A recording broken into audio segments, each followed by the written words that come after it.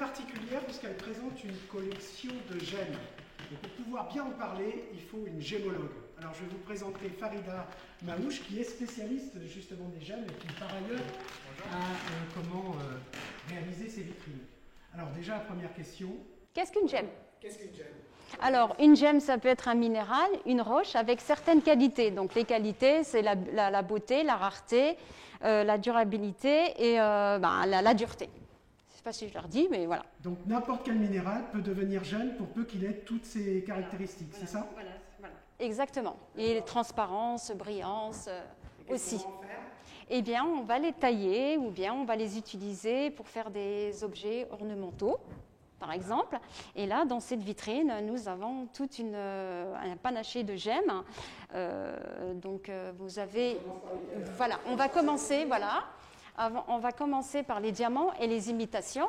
Des diamants. Non, alors attention, il ne faut pas se déterminer sur la couleur.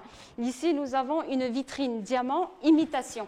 Donc imitation, c'est-à-dire que dans cette vitrine-là, on va retrouver des gemmes naturelles incolores et synthétiques qui peuvent imiter le diamant. Donc là, nous avons deux diamants naturels, un qui vient du Mali et l'autre de l'Inde. Donc le diamant naturel, il peut être imité par des gemmes synthétiques. Je vous cite un cas, l'oxyde de zirconium, le YAG, ce sont des pierres synthétiques. Alors qu'est-ce qu'une pierre synthétique ? Donc une pierre synthétique, elle est fabriquée en laboratoire et c'est des pierres qui n'existent pas à l'état naturel, il n'y a pas d'équivalent. Donc on ne peut pas trouver l'oxyde de zirconium comme ça dans la nature ou le YAG. Donc sachez aussi une chose en parlant de l'oxyde de zirconium, il ne faut pas le confondre avec la pierre naturelle, le zircon qui est un silicate. Parce qu'on l'appelle la zircone, c'est pour ça. La zircone, exactement, c'est ça. Donc aussi, et les diamants peuvent être imités par des gemmes naturelles. Donc dans cette vitrine, nous avons du cristal de roche, nous avons la topaze, une barite, et vous avez pas mal d'autres pierres, pétalites, phénakites, qui peuvent être imitées comme diamants. Voilà. Et alors, si on passe à la seconde vitrine, à dire, voilà. La seconde vitrine, alors là, c'est la diversité. Alors, dans cette vitrine, on a fait une sélection de très belles gemmes, des raretés. Alors ici, je vais vous parler d'une calcite qui est très belle, qui vient de Madagascar. Donc la calcite, sachez que c'est une pierre de collection, pierre de collectionneur. Vous la trouverez jamais taillée ou vendue en bijouterie. C'est une pierre, pourquoi, qui est exceptionnelle. Je dis bravo au lapidaire qui l'a taillée. Pourquoi? Parce qu'elle a un parfait clivage. Et tailler une pierre avec un parfait clivage, c'est pas facile du tout. Et elle va se casser, voilà. Et elle a une dureté de 3. Alors c'est comme l'or, l'or 24 carats, on ne peut pas le travailler. On est obligé de le mélanger avec du cuivre et de l'argent pour pouvoir travailler de l'or 18 carats. Eh bien, c'est pareil pour la calcite. Donc la calcite, elle a une dureté de 3.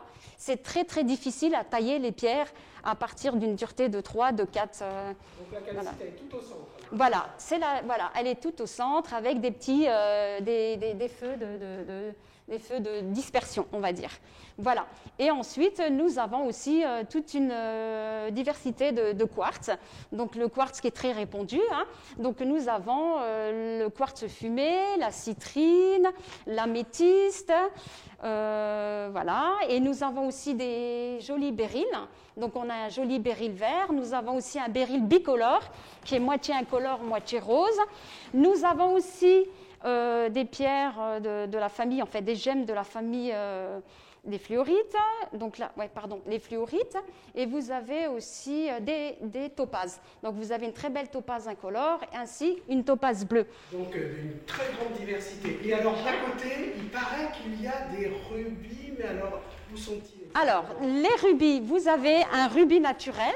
Dans cette vitrine-là, nous allons parler des rubis, des pierres naturelles confondues avec toute pierre, toute gemme, c'est-à-dire des gemmes, des pierres artificielles, des pierres composites, des pierres synthétiques et pierres imitation.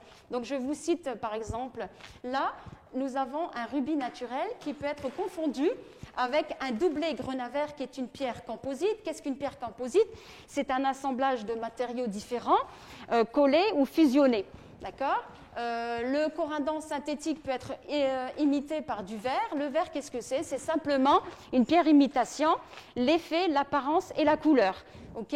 Et vous pouvez, le corindon synthétique, il peut être imité, le corindon naturel, pardon, peut être imité par du corindon synthétique. Une pierre synthétique, c'est toujours fait en laboratoire par l'homme, mais la pierre synthétique, elle a les mêmes propriétés physiques, chimiques, optiques, sauf les inclusions, que la pierre naturelle.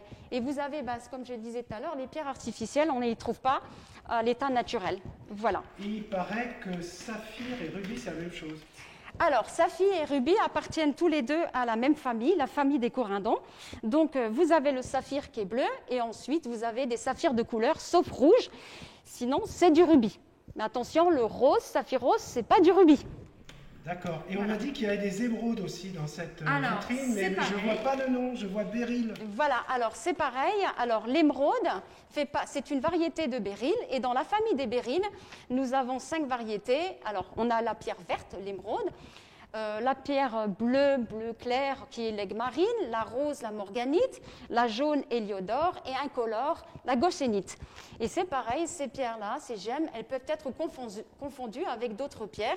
Donc le vert, pareil, le vert c'est simplement l'apparence. Nous avons aussi grenade, savorite, nous avons une dioptase, nous avons grenade, oui, on avait dit le grenade, diopside, pardon. Et là, c'est pareil, l'aigue marine, elle peut être confondue aussi avec un spinel bleu synthétique, elle peut être confondue avec une topaze bleue, par exemple. Souvent, les gens confondent la topaze bleue avec l'aigue marine, et la morganite avec du quartz rose, ainsi de suite. Héliodore qui est jaune, qui peut être confondu avec de la citrine ou la topaze jaune aussi. Et la gossénite, c'est pareil, les pierres incolores. Il nous faut vraiment une gémologue pour séparer tout ça, parce que là, il y a vraiment une très grande diversité. Ce qu'expriment ces vitrines, c'est vraiment une super diversité. La beauté et la rareté de ces gemmes ont motivé les collectionneurs et les créateurs de bijoux à s'y intéresser. Voilà. Très bien, merci Farida. Je vous en prie. On va passer à une autre vitrine où on parlera des joyaux de la couronne de France. On reste dans les bijoux.